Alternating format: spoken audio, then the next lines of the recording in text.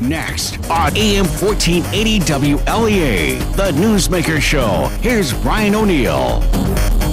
And we have two guests today. It'll be, as always, Dr. Gary Ostrower, the Alfred University history professor, also from the University of Memphis, historian Aram Goudsouzian. I want to thank you both for being here live in the studio this morning. Hey, pleasure to be here. Thanks, it's a pleasure. Well, you spoke last night, Aram, on the topic of Mississippi 1966, the birth of the Black Power movement. If you could share with us what you said last night. Sure, absolutely. Well, it's the subject of a book that I wrote called Down to the Crossroads, Civil Rights, Black Power, and the Meredith March Against Fear. And the Meredith March is a march that took place over 3 weeks in June of 1966 in Mississippi. And it started with James Meredith. James Meredith is familiar to many people as the man who had integrated the University of Mississippi 4 years earlier in 1962. You know, a lot of people know about the so-called Ole Miss riots when a lot of white supremacists came down to try to prevent Meredith from integrating the university. It led to the deaths of 2 innocent people and a big crisis for the Kennedy administration. So this is 4 years after that. And Meredith is sort of a quirky loner-style figure who decided that he was going to march from Memphis to Jackson, about 220 miles, to try to encourage people to register to vote and to also try to sort of walk against fear. You know, the black Mississippians faced a lot of intimidation that was keeping them from, you know, asserting their right to vote and any type of equality in Mississippi. And on the second day of Meredith's walk, he's in North Mississippi, he gets shot. And he survives the attack, but what happens is it generates so much news coverage, all the major civil rights organizations decide that they're going to take up Meredith's march. So over the course of the next 3 weeks, they march through Mississippi, all the way down to Jackson. They detour into the Mississippi Delta, where there's the largest black populations, and it includes people like Martin Luther King. But it's a march that's most famous for Stokely Carmichael, who's the new head of SNCC, which is a sort of a vanguard civil rights organization. In the middle of the march, he unveils the slogan of Black Power. And that becomes the big controversy on the march, and that's what it's most known for. So many questions. You mentioned this was a crisis for the Kennedy administration. Both JFK and MLK are remembered for this period. Now, President Kennedy's critics always chime in and say, well, you know, he didn't really care about this problem, and that it was something that just kind of happened on his watch, and it was really Lyndon Johnson who signed the, you know, that's what the critics say. President Kennedy's supporters say that he would have pushed for civil rights more if the Southern Democrats had not been against him. What do you have a sense of what the truth is on that matter? Yeah, I think JFK had to do something of a balancing act on civil rights. He definitely didn't think of it as his main priority, right? Certainly the Cold War was his major priority when he first entered office. He did consider the civil rights almost more like a problem, right? Something that was almost like a sideshow for his administration. That said, his political sympathies were generally on the side of the civil rights movement. But as you suggested, you know, the Democratic coalition at that time included a large number of white Southerners, right? And Kennedy had won that 1960 election over Richard Nixon just by, you know, the thinnest of margins. So he always had an eye on 64, and he was always worried about alienating those Southern Democrats. And thus he was very cautious to use federal power during the Ole Miss crisis. In fact, you know, there was no National Guard called out because the governor of Mississippi, Ross Barnett, had assured him that, you know, that the state police and that state forces would be enough. The few U.S. Marshals who were there with Meredith ended up getting besieged in a building called the Lyceum, and they had to call out the National Guard in the middle of the night to help restore order. So to answer the question, I think it wasn't something that Kennedy was willing to spend a lot of political capital on, at least in 1962. Now, you talked about Mississippi in 1966. I think, you know, when a lot of people think of the mid-1960s in Mississippi, you know, unless they've read up on it a lot or are big on the History Channel, what comes to mind for probably a lot of people is the late 1980s movie with Gene Hackman and Willem Dafoe. Mississippi Burning. How accurate is that movie? It's a movie that's come under a lot of criticism from a lot of historians of the civil rights movement, mostly because it places the two FBI men, the two white characters, as the heroes of the story and as sort of unquestioned supporters of the civil rights movement. For a lot of people in the civil rights movement, the FBI was at best an uncertain ally, right? They were continually frustrated with the FBI. For instance, they'd be at a civil rights demonstration and they'd be getting their heads beaten in by some white supremacist, and the FBI would be there taking notes instead of actually protecting them. And these are people trying to assert their right to U.S. citizenship, and they felt like the FBI should have been on their side.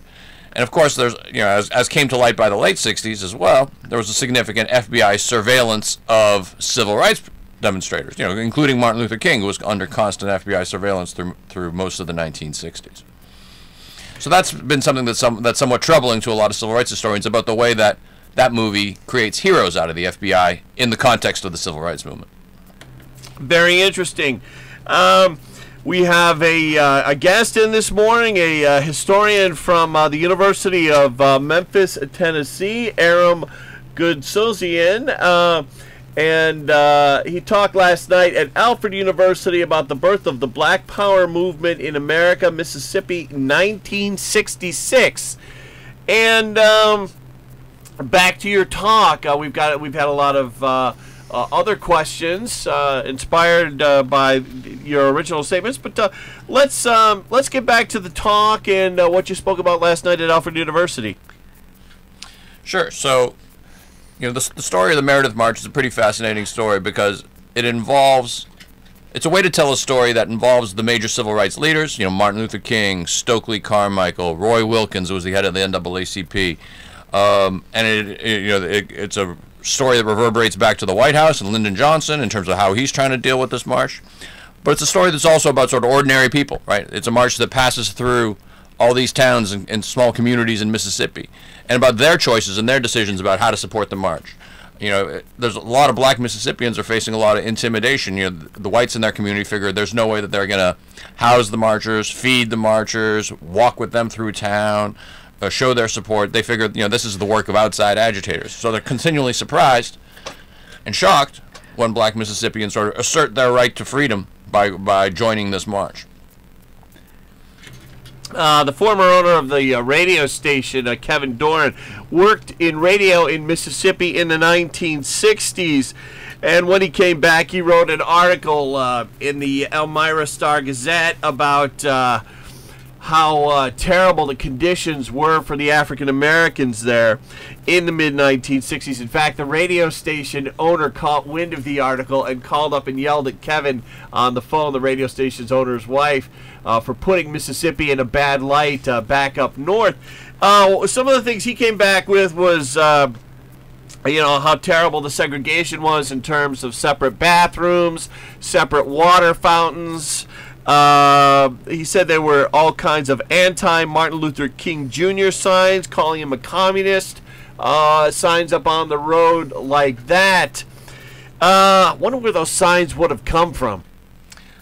There were two billboards that you could see all through the South in the 1960s. One of them was constantly calling to impeach Earl Warren, who was the Chief Justice of the Supreme Court, for passing pro-civil rights legislation dating back to the Brown v. Board of Education decision in 1954. The other was a picture of Martin Luther King at the school called the Highlander Training School, which was a school in East Tennessee that trained people in nonviolent action. And white supremacists who used this as a way to tar Martin Luther King as a communist, as a radical. And so you would see it just, any country road in Mississippi might have this billboard around town. Now, Hoover at the time was very big. J. Edgar Hoover, the head of the FBI, was very big on denouncing this person, that person, the other person as a communist. Did he do that publicly at the time with King? Not so much publicly, but consistently in government channels. He was, the reports filed back to the White House were constantly emphasizing that King was a communist, was a moral degenerate, that he had a personal vendetta against Martin Luther King. That might have been part his sort of hatred of the civil rights movement. That might have been part a personal notion. but it created this sort of complicated stew in terms of the federal government's relationship with the civil rights movement. That the king was both a vehicle for civil rights legislation for them, but also a critic. Talking with the historian from Memphis, University of Memphis, who was in last night at Alfred University. He's in the studio with Dr. Gary Ostrower. Dr. Ostrower, did you want to say anything? Yeah, I want to kind of just pose a question, which was addressed in some ways last night. The march that we're talking about, the Meredith March through Mississippi, really gives rise to the notion of black power.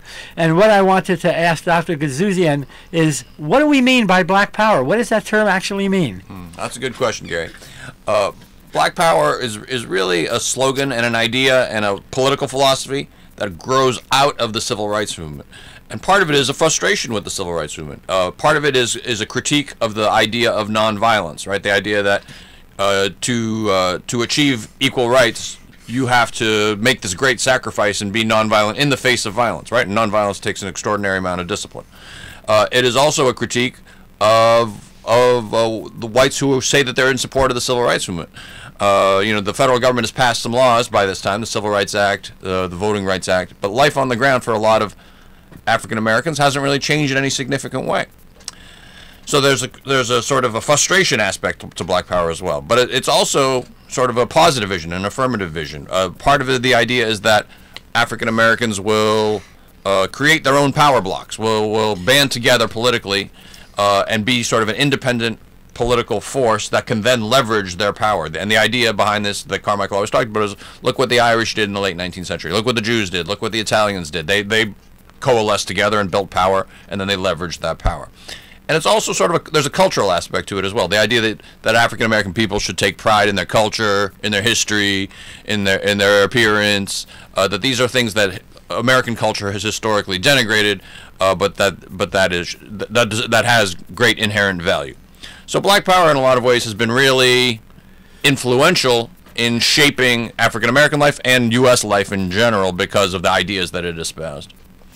Very interesting. In this morning with Aram Goudsouzian from the University of Memphis, Tennessee. Going to take a quick break, check the weather.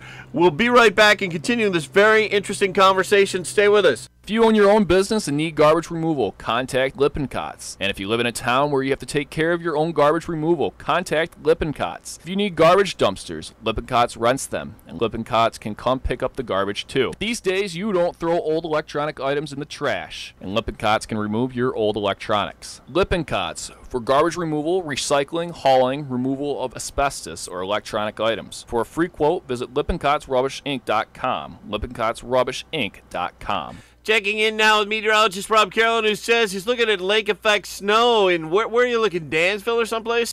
Falling over parts of the southern tier that extend northward on up into the Rochester area, almost as far to the east as Syracuse.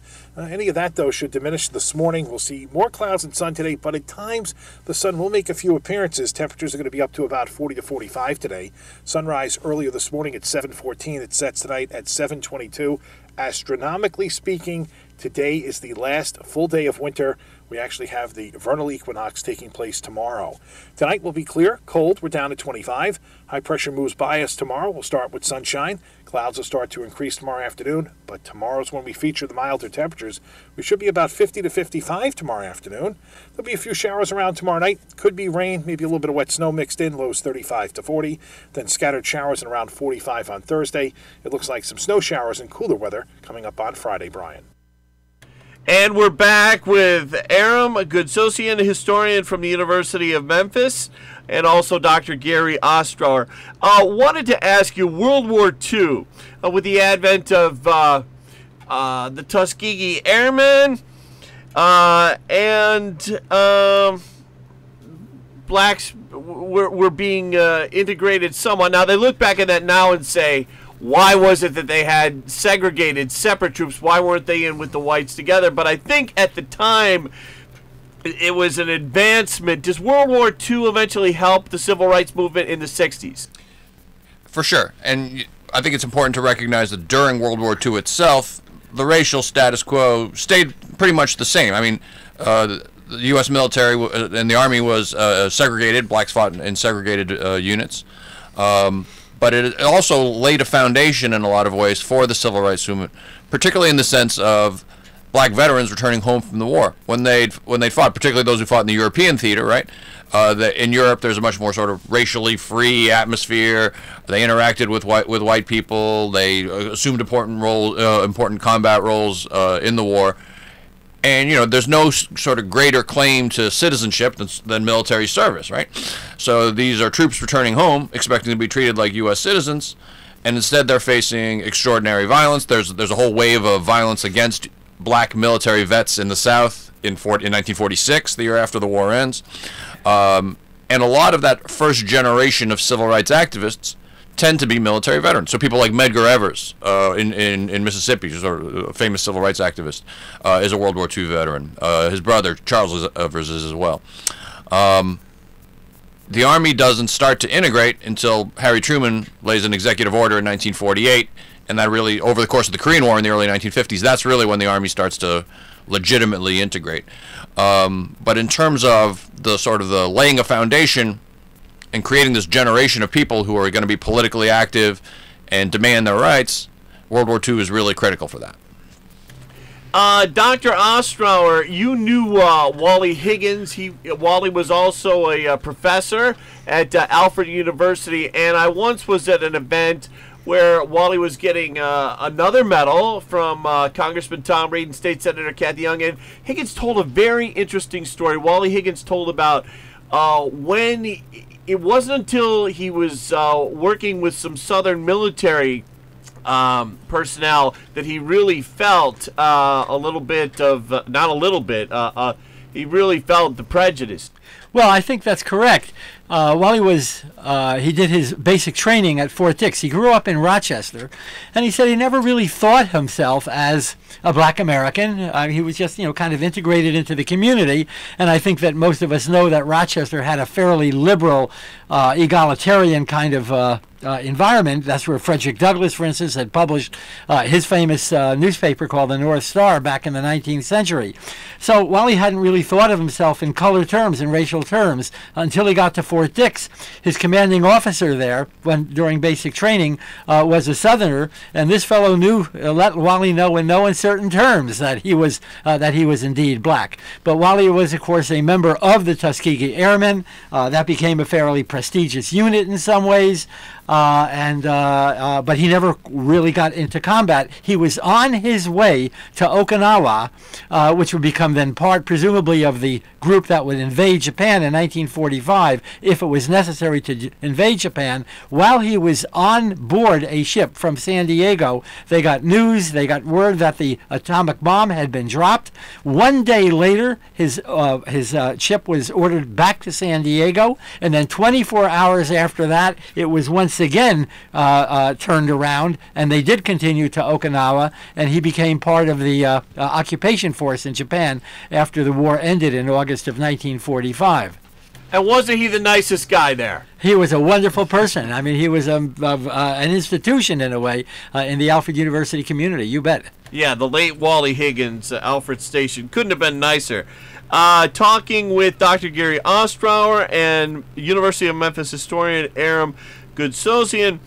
Aram, back to James Meredith. Wondering, have you ever met with him or spoken with him? Mm-hmm. Yeah, I've met James Meredith a few times. In fact, the first interview that I did for the book was with Meredith himself. And James Meredith is a very fascinating figure. He's exceptionally quirky. Unlike most of the figures in the civil rights movement who sort of, to survive and to thrive, they had to figure out ways to work together. James Meredith is a consummate individualist. He's a guy who's, for all of the liberal gains that he helped to push through in the 1960s, in some ways, as a person, he's quite fundamentally conservative, right? Really believes in sort of traditional notions of manhood, of armed self-defense, and of individualism, or sort of classic bedrock conservative values. When he integrated Ole Miss, he thought of it as his individual quest. He knew that it would open doors for others, but he did it on his own terms. And that's what made him such a sort of strange figure within the civil rights movement, because after he graduated from Ole Miss, it took him a long time to kind of find his way. I'm not sure that he ever really sort of found his way into what his future was going to be. He bounced from Washington, D.C. to Nigeria to Columbia Law School, and he was in law school at the time that he started that Meredith March. He did it in the summer after his second year of law school, hoping it would help to launch a political career in Mississippi. And he did ultimately move back to Mississippi. He ran for office as a Democrat, Republican, Independent.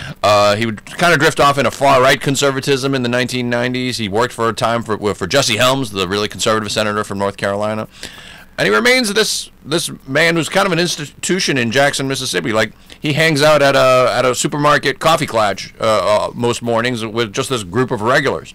You see him around town. He's just sort of, there's all these legends from the civil rights movement who passed away, Martin Luther King and Ralph Abernathy and Stokely Carmichael and so on. And James Meredith is still sort of around. And he continues to be this really sort of unusual voice. He's a fascinating guy. We're down to the last 60 seconds, and it looks like Dr. Ostrower wanted to ask the final question. Yeah, not so much to ask a question, but to make a point, which is that Dr. Goudsouzian is not only a historian of the civil rights movement, he is also a very distinguished historian in the area of sports history, and he's written books on, among others, Bill Russell, who was the great NBA basketball player.